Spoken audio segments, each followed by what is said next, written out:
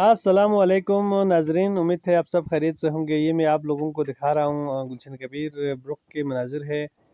यहाँ पर अप्रैल मई में भी खूब बर्फ़बारी होते हैं और जो गाय ज़ूमो वग़ैरह ब्रुक में होते हैं उनके लिए बहुत ज़्यादा मसाइल पेश आते हैं। उनको छुपने का कोई जगह ही नहीं मिलते हैं। ये जो गाय है वग़ैरह है खुली आसमान तले बारिश में और बर्फ़ में भीगते रहते हैं। क्या ये अच्छा होता है कि ब्रुक में इनको रहने के लिए छप्पर वगैरह बनाया जाता। तो बर्फ़बारी में और बारिश के अय्याम में ये जो जानवर है वो उनके शेल्टर में बैठ सकते। तो गुलशन कबीर ब्रुक बहुत ही खूबसूरत ब्रुक है। पूरे ज़िला गांछे में इस ब्रुक जैसा कोई और ब्रुक मौजूद तो नहीं है।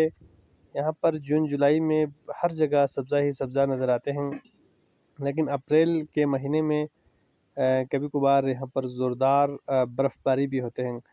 बर्फ़ देखने के शौकीन हजरात भी यहाँ पर आकर बर्फ़ एंजॉय कर सकते हैं।